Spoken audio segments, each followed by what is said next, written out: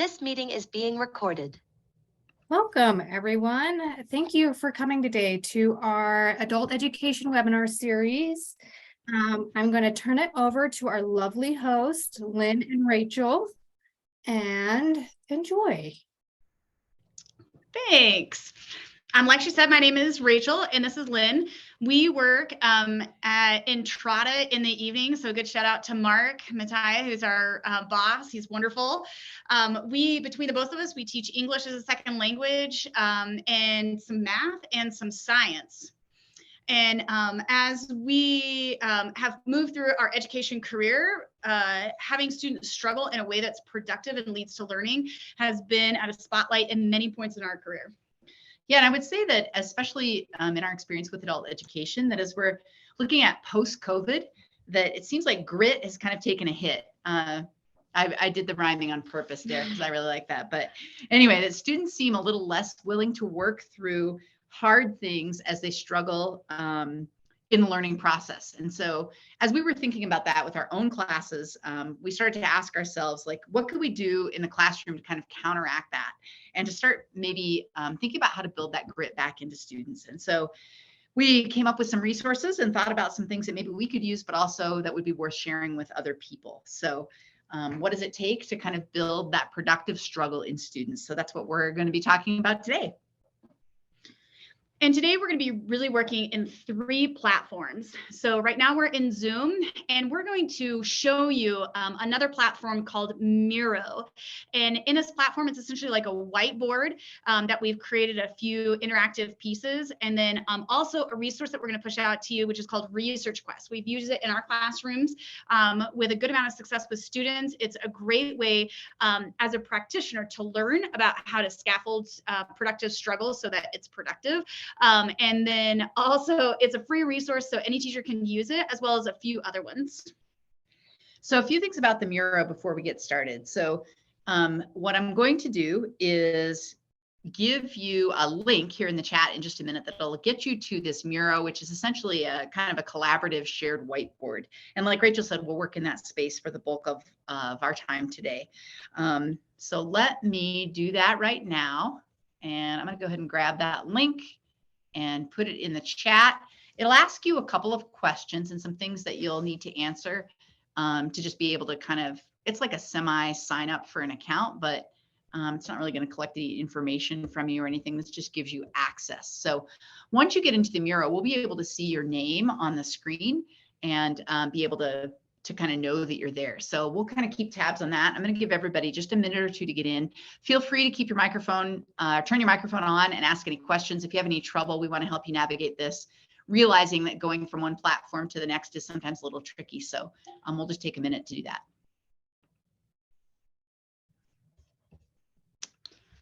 And then in the meantime, Lynn's going to share her screen. So if you're ever wondering where we're at in the Miro, we'll try to be really explicit about where we're at. You can also go back to the Zoom and see where we're at. But I think we may need access to share our screen. Yeah, Alexandra, if you can give us access to share the screen, that would be great. Absolutely.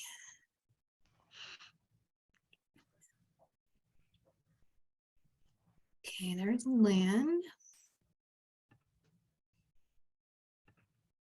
Oh, we got it.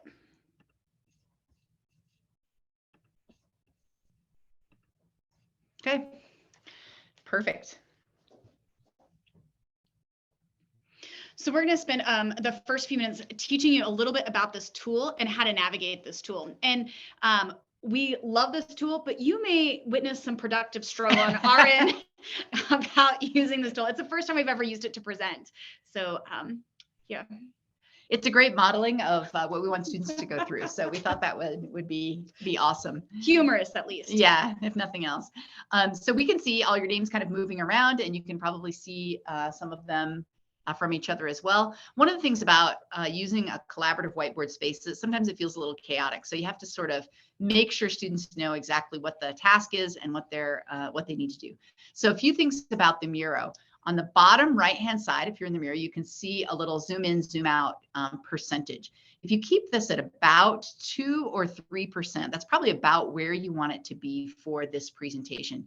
You'll notice that you can see some of the tiles that have numbers in them. We're going to be following those numbers and the arrows as well. So that'll kind of give us a guide through. Now you can move your Miro up, down, sideways, all over, but nobody else can necessarily see how you are moving it. So while you can, if you want, you can see where I'm at in the Zoom, but even better would be for you to just stay in the Miro and kind of navigate it that way. And then we can all kind of see each other's names and what we're adding and how we're commenting. So any questions about this before we sort of move on? It looks like we have most people there.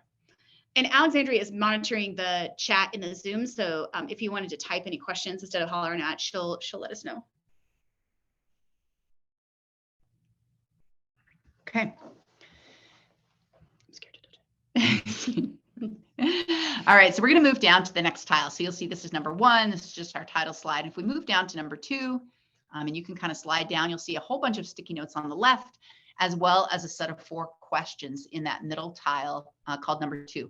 One of the things that one great strategy that you can use to generate some ideas from students and thoughts is a World Cafe sort of setup.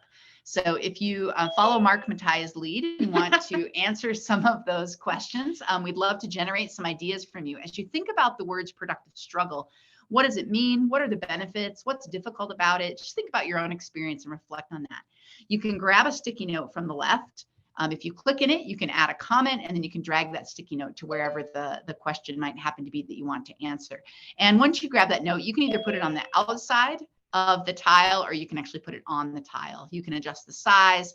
There's a lot of different things you can kind of do. So just play around and think about those questions, and we'll give you a couple minutes to do that.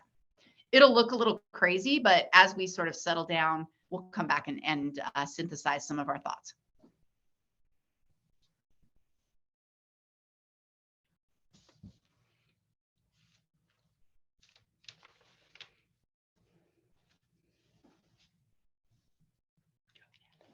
Yeah, I can't. Oh, okay.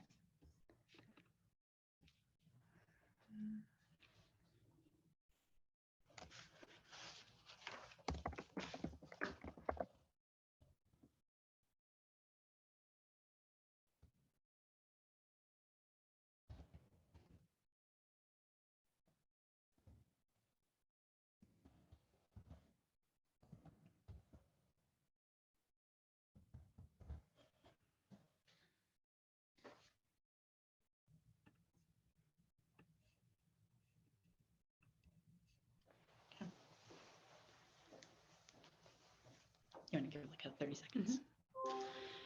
And as you guys are wrapping up, I can see still lots of movement, so I don't want to rush you along.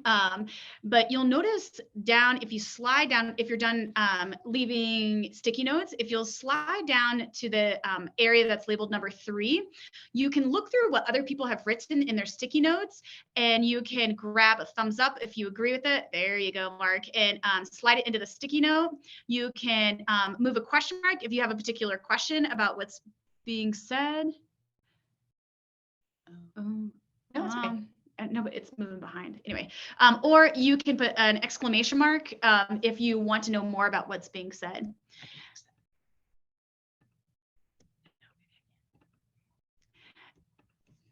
And maybe we want to put that thumbs up right beside the sticky note. It looks like it's wanting to the thumbs up and the question in the exclamation point. I want you to sit behind it if you go to slap it right on there. I'll work on adjusting a few of those. Hey, Lynn and Rachel, we have a few that haven't received a 6-digit code for the login. Do you have any suggestions there? 6-digit code? For Miro? I had to find mine in my junk mail. It went straight to my junk. Oh, did it? Yep. Okay. And on those things, to put the thumbs to the, you got to right click on it, and then you can move to the front or back. Yeah, bring it to the It front. has layers, Yeah. just like Photoshop and stuff. That makes sense. Yeah, I would say, Alexandra, maybe have those folks kind of look in their different emails and see if they can get that code. Okay. that would be a first starting place, but let us know if they still have a struggle and we'll see if we can navigate that as well. Okay, do you want to kind of wrap it up? I can't see it.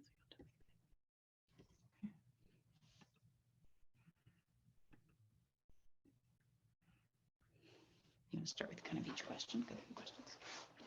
Okay, under what does productive struggle look like? We have self-discovery is best. It takes a minute to get an answer and the answers aren't often correct all the time. Absolutely. I believe this one has a thumbs up. I believe in saying what you mean and meaning what you say for what is productive struggle, pushing beyond what you know you could do, searching for an answer where progress is possible. Okay, under what are the benefits of productive struggle? We have a couple thumbs up on it. Strengthens your grit. It's more memorable. And interesting, often enough, if you elicit an emotion, like a little bit of frustration or something like that, that increases the amount of learning potential for students in a particular time. What is difficult about productive struggle? Students may decide it's too hard and give up. Oh yeah. We've seen that a fair bit. And it seems like that line between productive struggle and being so frustrated you give up is very narrow for many students. So another one is some failure and efforts are required. Effective filter, people can be afraid of making mistakes and looking less than knowledgeable in front of others. Yep, especially this particular population for sure. Yeah. And there's really something to be said for creating that safe space in the classroom, right? That where failure is an okay thing. So, and really modeling that for students in a way that doesn't make you look inept. It's good. All right. Well, thanks for generating some ideas. You can obviously see what other people are writing there, and we also wanted to give you a little experience and exposure to using this tool as we got started. So there's some cool things you can do with it. So as we think about today's agenda. Slide down to tile number 4. Oh, yeah, slide down to tile number 4. And it looks like our arrow got a little out of place there. I'm going to move that over. So today's session, we want to talk about these particular things as we kind of get into the meat of it. We want to generate some ideas of how we can come up with some productive struggle in the classroom, how we can navigate that as teachers, what strategies teachers might be able to use to generate some of that and engage students in struggle in a safe space. And then we're going to give you some resources that are available for teachers to use as they want to perhaps use some struggling lessons in the classroom. Struggling, that didn't sound very good, but you get the idea. Okay, so if we come up to the top, follow the arrows. We're going to come up to the top. Column 2. Column 2. This should be tile number 5. And if you want to kind of slide your name around there, we interviewed a few of our students at Entrada and got some feedback with their permission to share this on what they saw as productive struggle. And interestingly, we interviewed 2 groups of students. Rachel's going to tell you a little bit about the group we have here, but also about the other group that we interviewed. So we had 2 self-selected groups, and the group that we're going to show you the video of was the first group, and their takeaway I found to be super encouraging, actually. And the second group of students, which we chose not to show the video of, but they were very much like a struggle is bad. It was like the polar opposite in these 2 self-selected groups. The struggle is bad. Nobody knows how hard my struggles are. Like very much focusing on struggle is negative. And I'm stuck in a rut of struggling.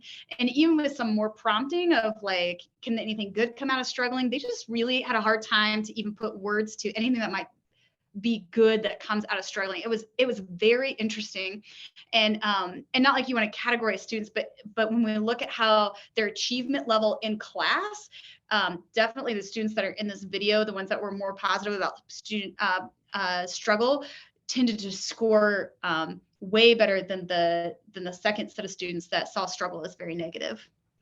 So in the mural, we want to have you make sure that your microphone is off on Zoom, and then take a minute and watch this video. It's about maybe 45 seconds. It's not very long, but we're going to let you watch it in your own space just so that everybody can hear it really well. So go ahead and click on it, and it should play for you. But again, just make sure you don't get that echo with your microphone on.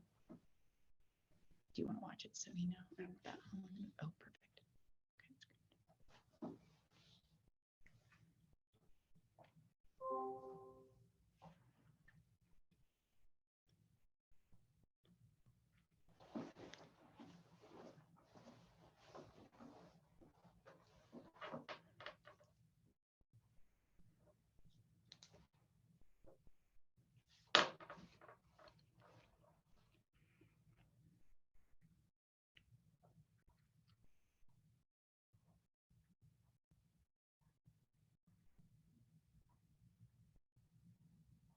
Do you want to ask him for any final comments or thoughts on that? Okay, it should be about wrapped up. Any thoughts or comments? You can go ahead and turn your microphone on if you have any, if that generated any ideas for you about struggle as it relates to students.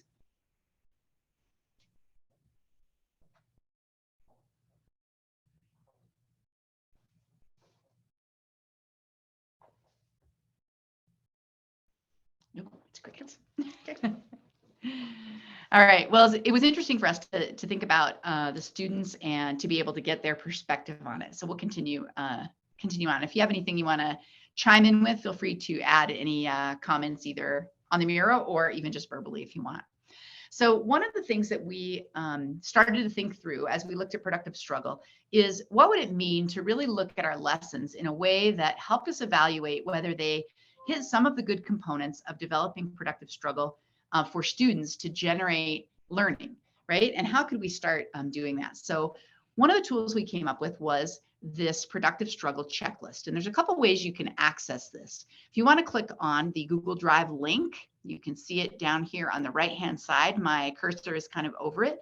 You can click on that on number 6, tile number 6, or you can simply scroll below and enlarge your screen a little bit to see it. So I'm going to do that, but you're welcome to open it in another tab and look at it as well.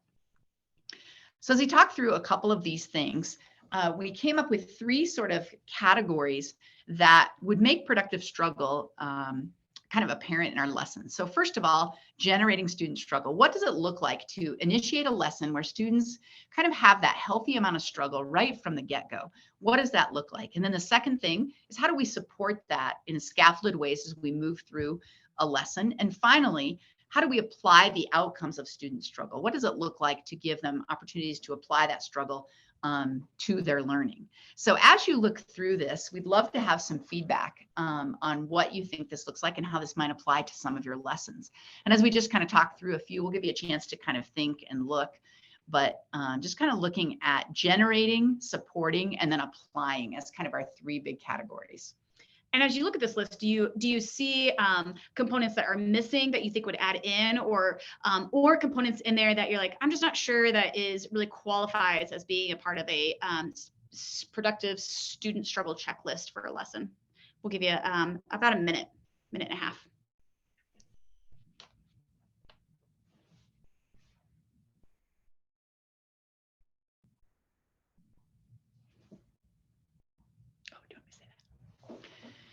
If you want to explore using the Miro tools, on the left-hand side, you'll see a toolbar, and that's where you can find text boxes and sticky notes if you want to add some of those in as comments as well. If you would feel more comfortable doing that versus saying something out loud, those tools are there and you can add them in. You may need to zoom in a little bit to make your sticky note big enough to write on.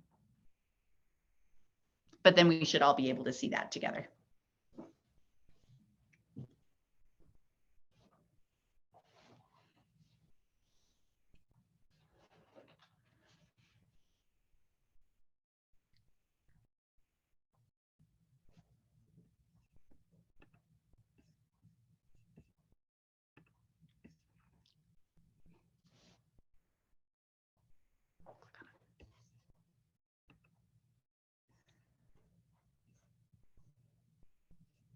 Mm-hmm.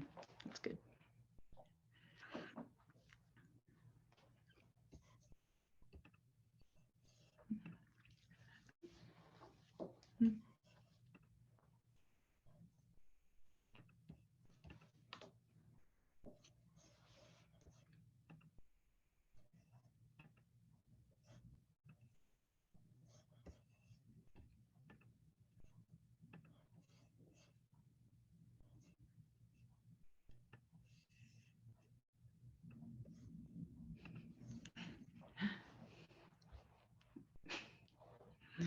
Maybe I should probably wrap it up. Okay, we're going to give you about 30 more seconds to finish reading that and giving some feedback.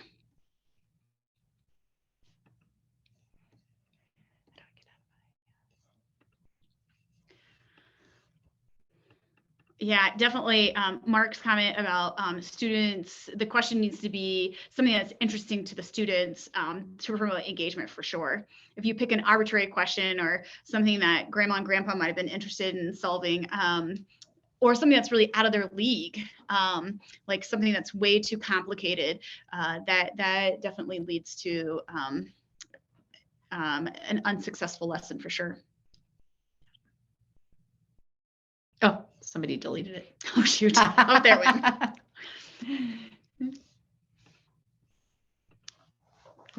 One of the things about Miro, as a total aside, if you ever wanted to use it for presentation, there's some keys to locking things in place and not locking things in place that we have been exploring a little bit, but clearly didn't enough on this one. Okay, any other thoughts? Anybody want to say anything out loud about some of the things they added? I think this is all like a state of mind kind of stuff, right? What's your mindset about learning for the sake of learning almost, right? Like, are you an inquisitive person, or how can we instill inquisitive minds, right? Like, like those students who, didn't want to have a positive idea of what struggle is, right? How can we get them to see the value in this way of thinking, right? How can we get them to value their ability to think and reason and to come up with solutions? Yep. It's interesting. We were talking to a colleague earlier today about that very thing, who has recently taught in the high school setting, just in gen ed high school, and information is so immediate that for students to ask a question and to be able to struggle to find the answer is really hard, because so much is just immediate in terms of finding out what we want to know. And so I think you're absolutely right, Mark. How can we generate a question that students really want to answer, and how can we find ways to engage them? So, okay. Somebody's moving that. I know. Stop messing with the area. All right. Okay. You want to take it away from there? This is Drew. Can I just jump in real quick? Yeah, for sure. Yeah, I liked what Mark said. And kind of leading to that, my students seem to respond better to questions that are culturally relevant to their world, even back home in their countries. A lot of it is they're refugees and they're just so new, right? Yeah, so right. if you pose something that's kind of ethnocentric and America based, they have no clue, therefore they don't care. Right. Yeah, that's a really great comment. Mm-hmm. Yeah.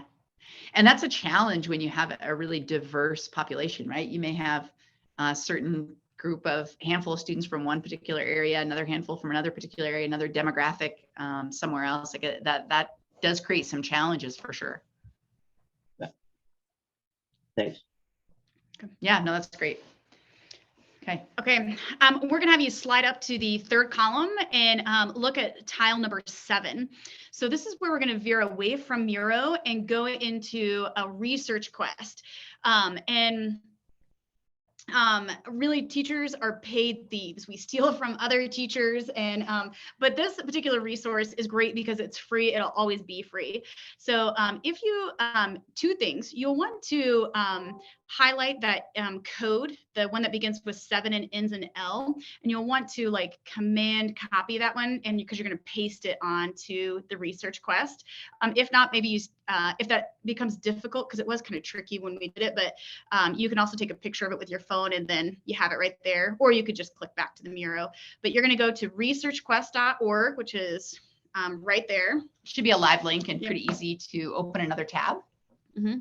We'll go ahead and do that too, just to model it for you. I wonder if Or somebody's not. clicked on it. Maybe. Okay, and once you get there to Research Quest and you have that code ready, if you can just hang tight for everyone to catch up.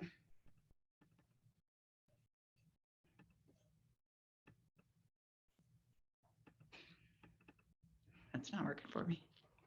I wonder why it's not. Yeah.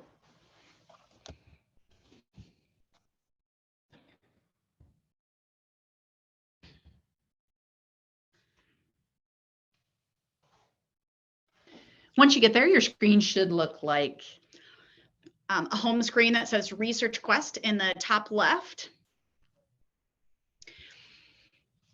And then I'm gonna like talk slowly, and you guys should put something in the Zoom chat if you are stuck or not where you should be. And we'll holler out that code one more time whenever we get there. Okay, so the Research Quest homepage, in the top right-hand corner, you're gonna see a button that says Student Access. I'm gonna have you click on that, and you're gonna go in as a student. And it's going to ask for a student code. And Lynn's going to give you that student code. it's 7, lowercase v, y, x, capital N, capital C, capital L, capital L. And we'll give you just a second to make sure everybody's there. Shout out a question or throw it in the chat if you weren't able to access it. We'll help you out. Okay, we're not gonna move any farther, but I'm gonna tell you a little bit about Research Quest as you guys are getting in. So Research Quest has, I'm not sure if you guys could see 5, but 5 quests up, and each quest has a number of a set of lessons. The first one is Triceratops traits. There's only 1 lesson in that one, but the rest of them have multiple lessons in them. And they can be done together in order, or they can be standalone if you would like. So today, go ahead. While these were designed for 6th through 8th grade students, that's kind of the target. They're fabulous to use with adult learners who are maybe new to the country, who maybe are not quite there in terms of language acquisition yet. They're really good, and they get students at critical thinking, some of the application of analyzing data and developing models. They're really good at hitting a lot of those science and engineering practices that are sometimes challenging to hit with particular groups, but these do a great job of it. And the other thing I really like about using these lessons is it's a great model for teachers how to build a lesson that has productive struggle, and those pieces and components of a lesson. Mm-hmm. So today we're going to focus on the Cleveland Lloyd dinosaur quarry. And we're going to focus on this first investigation in here. What dinosaur did these bones come from? And so I'm going to have you click the first one. What dinosaur did these bones come from? Alexandra, are there any questions in the chat? Nope, we're good to go. Okay, perfect. Awesome. Okay, so if you scroll down a little bit on the page, you'll see at the bottom of the page, it'll say home is in white, and then there's a set of blue buttons running along the bottom of the screen. And these are the steps in this particular lesson. So we're going to, what would take a few days to move through this lesson, a few days of class, we're going to speed date version through. So we're not going to clear every step, but I'm going to give you like a synopsis of the things that you will miss along the way. So this first home screen, you'll see an image of Carrie, and it's, if you were to play it, don't play it, but if you were to play it, Carrie gives an introduction. And in this introduction, she introduces herself as the guide for this set of investigations. She gives a little background about the Cleveland Lloyd dinosaur quarry, and then she introduces the problem space and our question, which is, what dinosaur did these bones come from? Okay, now I'm going to have you skip to step 2. So scroll down towards the bottom of the page and click the button that says step 2 or 2. This is where we're going to get into our task. And I wouldn't necessarily say this to students, but there are really 2 things we're going to work on at the beginning of this lesson. Number 1 is making detailed observations. And number 2 is being able to categorize our evidence as disconfirming, strong, and weak. And we'll talk about those later. But this first one is all about making detailed observations and working with students of all ages. The first thing students want to do is they want to draw a conclusion. And we do it as adults too. And we do it all day long. So maybe it's just secondhand. Not like we judge other people quickly, but. Oh no, this is a judge-free zone. But the problem when we jump just to conclusions, well, sometimes we're wrong. And that then if we miss the observation piece, we're missing the evidence that's going to back up our claim. And that's why making observations, especially in science, is really important, and really in all the core areas. So this is mystery fossil number 1. So in our first task, what we're going to be doing is you can drag this fossil all the way around, you can scroll in, you can tilt it all the way around, and this is a real artifact from the Natural History Museum. So I'm going to have you, you can now turn off your mute on Zoom if you feel comfortable doing that, and make some observations about this mystery fossil number 1. What do you observe? And yeah, sorry. You could call it Stephanie.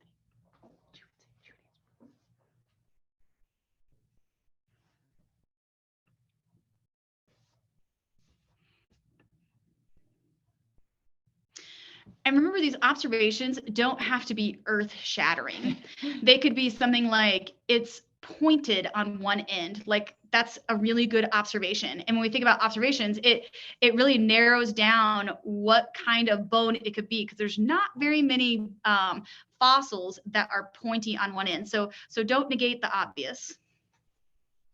Well, I was Grooved down the gonna, center.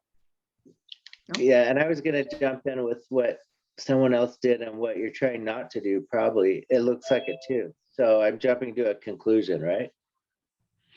What were you going to say? It Sorry. looks like a tooth. Oh, That it looks like a tooth. Yep. Looks like a Okay, tooth. and that's super great to talk about. It's really hard not to jump to a conclusion, and it does look like a tooth. It reminds me of a cat claw. It reminds you of a cat claw. Ooh, what about this fossil reminds you of a cat claw? Broad at one end, curved, pointed at the other end. Okay, great observations. And it looks like it might be hollow in the middle with that line going through the middle. Oh, Let's see. We can rotate it. If it's hollow, well, with a fossil, it can be hard to tell. Mhm. okay. Those are great observations. Did anybody notice this groove that's running down the center Definitely. of the I guess fossil? that's what I meant. Yeah. Yeah. Okay, we'll talk about that in a minute.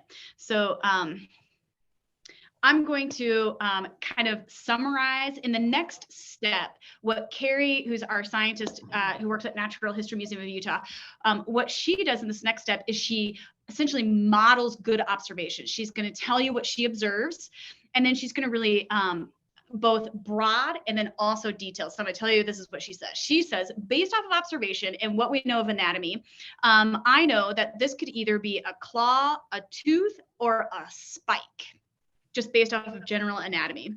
Okay. And she said, and now she's going to talk about the 3 types of evidence, which are going to come in super handy later on in this particular quest. So she says, some of the details that I notice is that it's curved. This particular fossil is curved. It's pointed at one end, and it's and that pointed at one end is what we call weak evidence. And so if you have a sheet of paper, you might want to write that down, because we'll come back to that. Because weak evidence supports multiple ideas. That pointed end could point to a tooth, it could point to a claw, it could point to a spike. So we call that weak evidence, evidence that points to more than one idea. But what she also noticed is that the other end of this fossil, the opposite of the pointed end, is blunt. And if it were a tooth, it would have a root sticking out of that other end. And so we're going to call this disconfirming evidence. Again, you might want to write that down if you have a sheet of paper near you. Disconfirming evidence discounts an idea. It essentially eliminates an idea. So we have weak evidence that supports more than one idea, disconfirming evidence that rules out an idea. So now we know it's not a tooth because it doesn't have a root on the end. So now we're toying, is it a claw or a spike? So the next piece of evidence, she says, is that a spike is not curved, it's straight. And many of the spikes are larger than this particular fossil. And so when we look at a claw, so that's also just confirming evidence. We're ruling out that it's a spike. And so now we're left, well, maybe it's a claw. And in a claw, we'll notice that there's this groove that runs down the center of it where the tendon attaches to the claw. And that's what we call strong evidence. That's our third kind of evidence. Evidence that supports just one idea. So in this, Carrie is modeling some detailed observation. She's also giving us some more information about the kind of evidences we're going to need in order to make a claim. Any questions so far? Okay. Now I'm going to have you skip to step 4 because we're going to skip Carrie's video. I just essentially summarized it. So skip to step 4. And now she's going to give us a second mystery fossil. And so here's an opportunity, now that we've learned a little more about making detailed observations, particularly about fossils, we're going to have an opportunity to go back and make some more detailed observations and apply this to a new fossil. So I'm going to have you guys shout out and give me some observations that you can make about this fossil.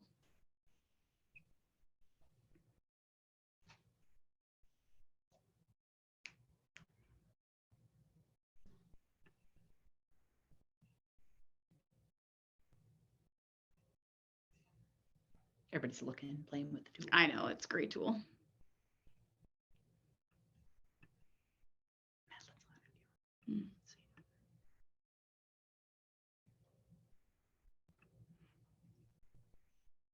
It's crickets.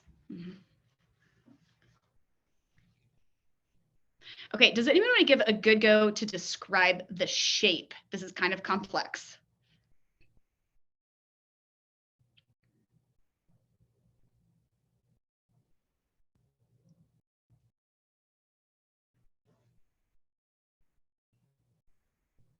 One end is kind of knobby and the other has a little bit of a beak. Oh, okay, that's brilliant. And how would you, Danielle, how would you describe the center of this fossil? Long and thin. Okay, yep. Okay, anybody want to add to our observations? Yeah, it's arched. It's not straight. Uh-huh.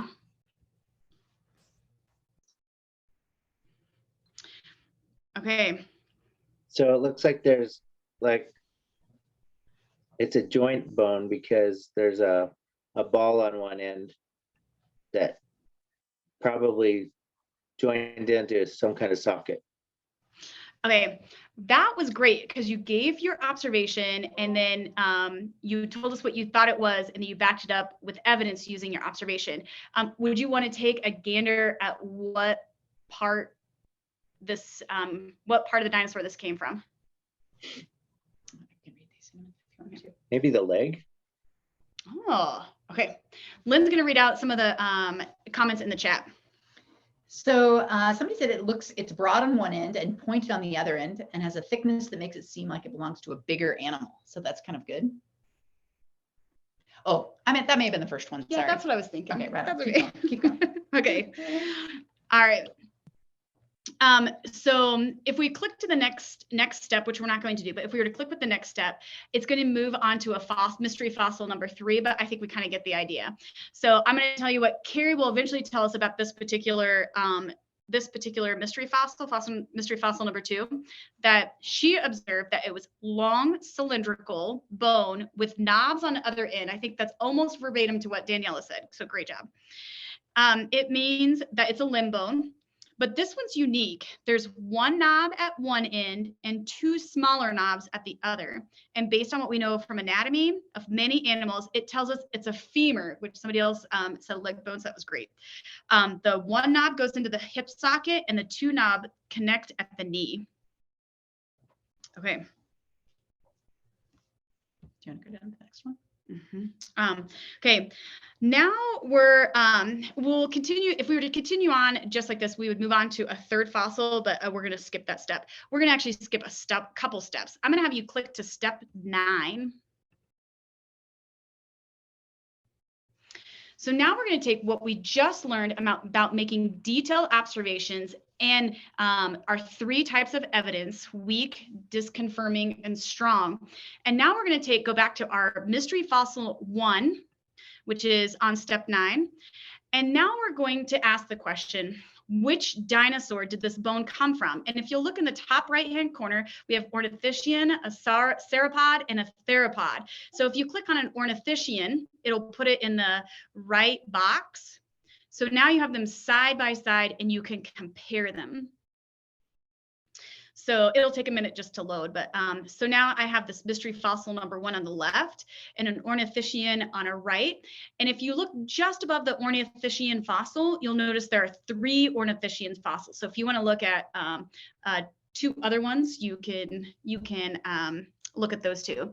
So now I'm going to ask you a question.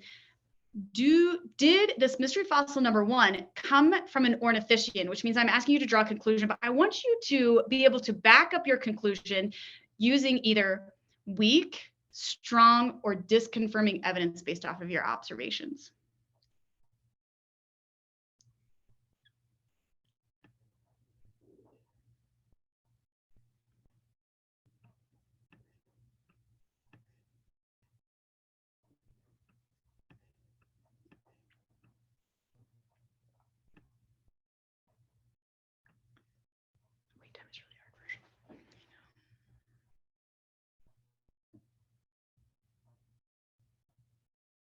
Okay, Kimberly or Amber, would you want to take a stab at it? And if you think it's this mystery fossil number 1 is an ornithischian and why, using some evidence of observations.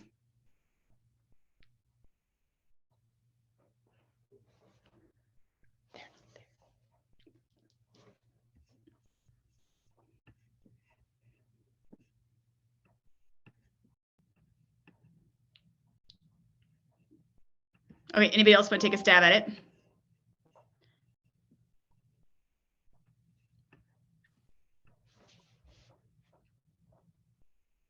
It is not an ornithischian because the fossil on the right is missing the groove for the tendon attachment. Ooh, good observation. Good observation.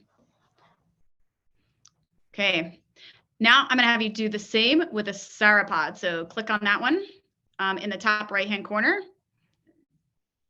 It'll pop up on the 3D. And this one, we have 4 different types of, 4 different sauropod fossils. Comparison fossils. Yeah, comparison fossils, thank you. So you could take a look at that one.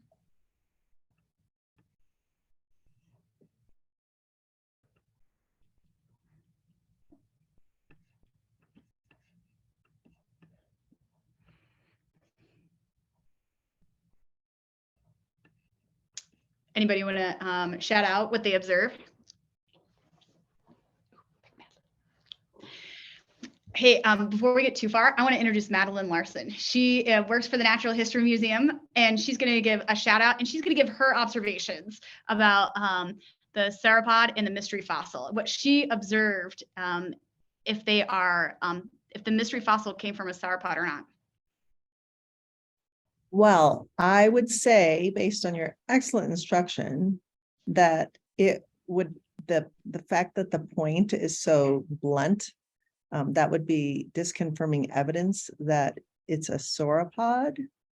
I do see a groove though on the side, so I believe this is a common, I would speculate that this is a common feature among all claws, no matter who they belong to.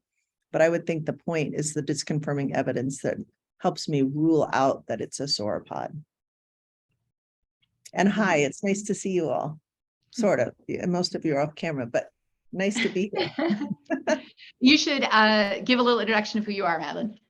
Oh, so this is really fun to say. I helped lead the museum's work developing research quests. We had this big idea about 9 years ago about how we could use our collections and research in a digital space. We really weren't doing anything digitally in terms of programs. And we came up with this idea of creating investigations using our own research so that students back in their classrooms, with your help, could engage in the same kind of science questions, research questions that our own research scientists engage in. And what came out of it was research quests. And along the way, Lynn and Rachel have become incredible partners. We have partnered with the teaching community every step of the way for formative and summative assessment, focus groups, materials reviews, testing, and they've been just huge champions in that way and have helped shape what you see here today. So thank you. Okay, now I'm gonna have you click on a theropod, and we're gonna take a look at this one.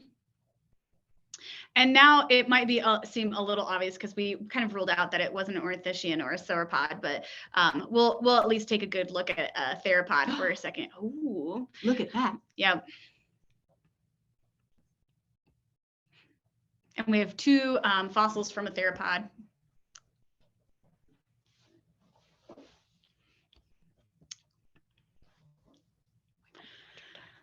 So, And- so what if a student says, that's it because it looks just like it? Oh, okay. So they're not wrong, but I would really push them to really put detailed observations behind that because I mean that's really what we get at the first step, right? Is an automatic conclusion, and then we really want to back up like what observations make you think that this mystery fossil number one is a theropod. And then we can talk about the shape, the curvature of it is very similar. It's pointed on one end, blunt on another with kind of a curve inside that blunt end. That groove looks really similar to the one in our mystery fossil. So yeah, I guess just pushing them a little further is part of that struggle, right? Yep, Mhm. yep. Absolutely. Okay. Okay, in the next two steps, students would do this with the other two mystery fossils that we observed earlier. Now I'm going to Can have I you just, move. can I add something there? Sorry, you guys are doing really well, but I think this is one of the fun parts of or opportunities with these investigations is that when somebody says it looks alike, that's a great opportunity to ask them to redirect and say, well, explain to me what features are like that. Or if they're sort of not engaging because they're middle schoolers, that's also a great time to ask somebody else in the research community of your classroom to point out some of the features they notice, because now they can model and share. And I feel like those things, it's not about completing this task. It's really about fostering those skills and, ways of thinking in your classroom. And so whenever those things come up, that struggle, there's such incredible teaching opportunities and there's multiple strategies you can use. I just wanted to highlight that or underscore what Rachel and Lynn were saying there. Yeah, thanks, Madeline. Thinking about the process, not just the product. Mm-hmm. Okay, now I'm going to have you skip to step 16. And this is where Research Request really pulls it all together. So they're going to take what they learned about strong, weak, and disconfirming evidence and what they learned about making detailed observations in the scaffolded learning of looking at just the fossil and then comparing the mystery fossil with the three different types of dinosaurs in order to answer the question, what dinosaur did these bones come from?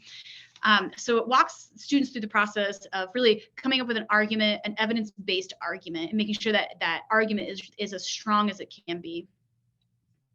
And if you now click to the 18th slide, so the last slide in the stack, here's a set of extension activities that students can do to move beyond just what they learn and the processes and the skills that they learned in order to further their own inquiry. So from here, we're going to jump back to the Miro. And Should we ask if there's any questions about the research question? So as we jump back to the Miro, I'm going to have you guys, if you have any questions, you can either just turn off or unmute and then go ahead and feel free to ask about the research quest.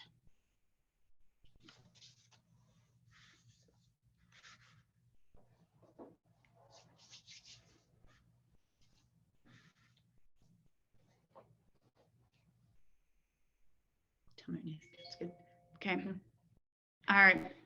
Okay, so we jumped back to the Miro and we wanted to talk a little bit about how this lesson modeled some of the things that could produce good productive struggle in students. And so to, you've got this black tile here with the question, but on the left-hand side, you also have that checklist. So take a minute and kind of look at that checklist. And as we compare those two sort of with each other, or look at the checklist in light of what we did in the speed dating version of the research quest, what are some of the things you noticed in the productive struggle?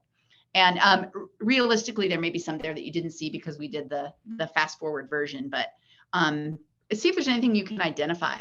And you can add a sticky, or if you want to just say it out loud, that might be just as easy.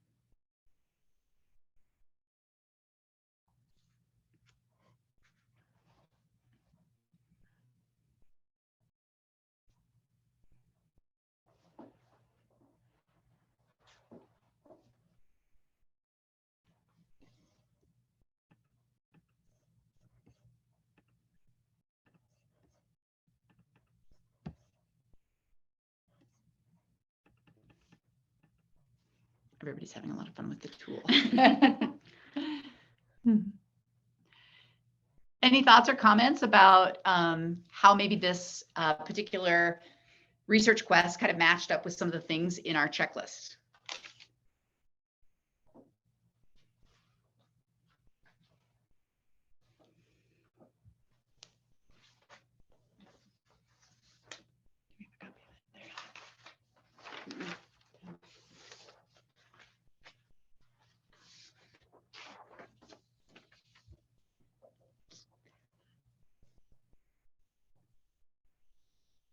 One of the things I appreciate about using Research Quest in the classroom is it feels like there's the right balance, which is delicate, between struggle and then like providing support. So I appreciate that about the Research Quest. We skipped the videos that kind of the course whisperer Carrie has as she goes through, but she's the one who really provides that, a little bit of that background information and a little bit of that just-in-time learning that students get along the way to kind of move them from, I don't quite know what I'm doing, I'm struggling a little bit, and move them to the next piece. Mm-hmm.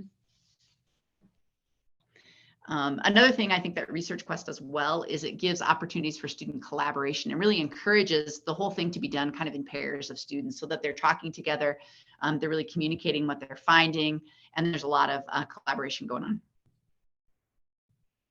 So. While everybody's making notes, would you mind if I offered one other thing? Oh yeah, absolutely. I just wanted to note that the videos that Lynn and Rachel were just describing, not only does it give your students a chance to see actual scientists from our museum, modeling their thinking, sharing information, and providing direction, but it offloads that from you so that you have that opportunity to check in with students and do some assessment yourself about what's going on, because Carrie's orchestrating that aspect, and I think that that gives you some time back. Yeah, that's great. Okay, should we move on to the next part? Okay, in the interest of time, we want to kind of wrap up here before too long. So we thought we'd give some resources that might help, that you can share with your teachers, that you can use in the classroom to kind of generate some of that productive struggle and have some tools in your pocket. So we are on tile number 9, which is on the very top right of our whiteboard here. And you can either click the icon, the Google Drive icon, or and look at it yourself, or you can simply look in the chat or in the Zoom meeting. So if you want to jump back to the Zoom, I'll go ahead and make mine a little larger so everybody can see it. Okay. So a couple resources. First of all, some research. Some of the things we looked at are listed here, a couple of the articles. I would highly recommend The Neuroscience Behind Productive Struggle. That article was fabulous, very short, quick read. I think teachers would find it fascinating. The study that was done using 8-year-olds and how the brain develops and how that productive struggle really does increase learning. And so that's a great short read, well worth sharing with teachers. And then there's some other things there as well that we looked at in terms of productive struggle. So just a set of quick resources. The articles are very easy reads. And then a few strategies that you might want to share with teachers as we think about strategies for generating and supporting productive struggle in the classroom. Okay, so the first one is start with a question, and we'll add in there, because what from Mark's suggestion is it really needs to be a question that is interesting to the students. And when we start with a question in previous, like back when we were as students, when we were students, it seemed like there were lots of front loading from an educator, from a teacher, and then they asked questions to make sure that we were listening to when they were lecturing, and really flipping that to being a question driven, and then providing opportunities for students to gain that information and gain those skills as they're trying to answer that question. In math particularly, it might be difficult because maybe you're working through 30 different problems. How do I know?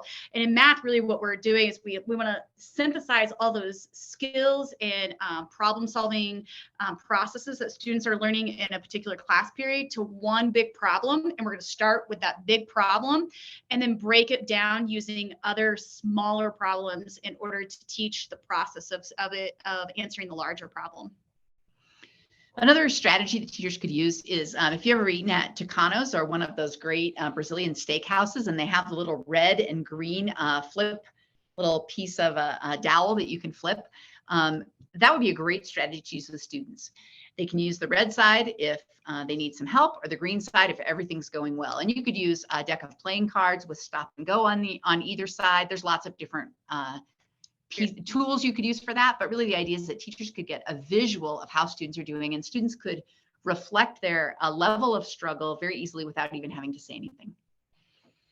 And proximity, and while this feels like a super simple strategy, it's been when we're teaching the classroom, the amount of questions that we get if we're just up at the front of the classroom is very small. But as we walk around when students are working on stuff, and not even interrupting them during working, but just that we're near them, that they can whisper to us a question they don't have to ask to everyone, is been huge to change the number of questions we get. Oftentimes, particularly in this dynamic, students get stuck and then they don't want to ask, and then they stay stuck.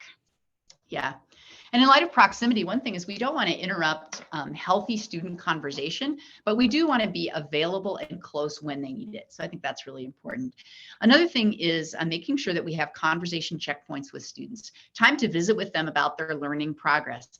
This can be really effectively done just one-on-one or with a small group of students. Even just last night in teaching, I had tons of success being able to just be near students, asking them how it's going, and getting just a verbal response with where their level of struggle was. And that allowed me as an instructor to give them even more support. And oftentimes as an educator, we could get hung up on wanting to provide accountability so students are doing what we've asked them to do. And we tie that often to grades, but providing opportunities for accountability that aren't necessarily in grades, and really valuing the process over the product, like providing opportunities for accountability in the process, not necessarily in the product. Another strategy would be exit tickets. And for adult learners, questions like, what did you accomplish? Where do you feel stuck in your learning? What do you need to move forward? Can be great things, not necessarily tied to the content they learned that day, but where they are in terms of their struggle and moving forward. And those are really good, short questions that you can use with students, even students who are maybe new to the language or new to the content. And the last one that we have is checklists and rubrics. And when you take a large task, for example, we're going to do a problem-based learning resource in the next one where students are trying to solve a large real-world problem. And then you break that task, that large problem into sets of smaller tasks, so it feels less insurmountable and students have some direction about how to complete the large project has been super helpful. And also rubrics, and really having students be able to look to evaluate themselves where they are on that rubric. Am I an emerging learner in this? Am I a 2, or have I nailed this and I can apply it to a new situation? Am I a 4? And giving some guiding statements about what that looks like. There are lots more strategies, but those are just a few that we started brainstorming and thinking about as being effective ways to kind of start working with this in the classroom. And then a couple of resources. So we talked through Research Quest. Rachael gave you a great tutorial on that. And this link will take you to a place where you could set up an account, or you could share that link with your teachers. And in just a couple minutes, they can set up a free account and have access to all of those Research Quests. And they're all done very, very well. And then this last one is a Capstone Project website. I'm going to go ahead and click on this so that you can kind of get a picture of it. This came out of a project we worked on with Jordan Prep, and their final project. Jordan Prep is a program that one of our colleagues runs in the summer and gives students an opportunity to develop their own kind of final projects as part of their 4 years of learning in this program. So think of like a science fair, STEM fair project. Mm-hmm.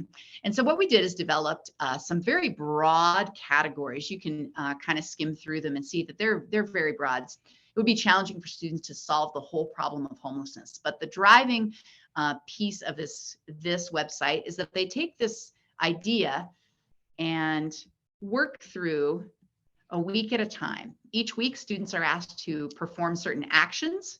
They're given some resources to use, so some research resources, some organizing resources. Again, think that scaffolded learning or the scaffolded supports they need, and then come up with a product.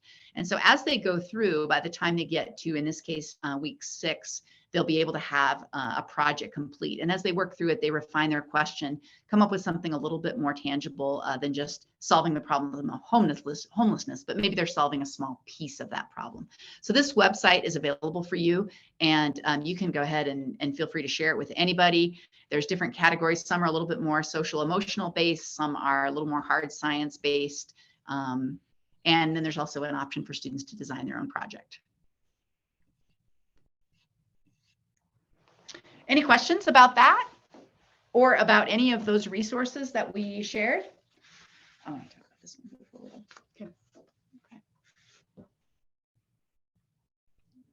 Okay, while you're thinking, if you have any questions, I want to, Geneva, you had a great comment in the chat that said, commenting about struggle and using Miro as a new tool that was a little bit new to us and new to many of you, and giving people an opportunity to kind of explore it first. I think that's a really valid comment. Being able to give them an opportunity to be able to explore when there's something new there, I think is really good. And we actually talked about that, and in the interest of time, decided not to do that, but just know it was in our conversation. I think that's really valuable to provide students that opportunity.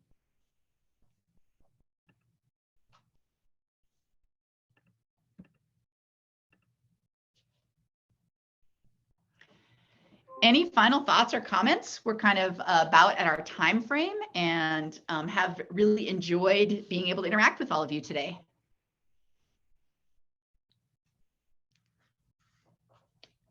Thanks, you did a great job. Thanks. Thank you.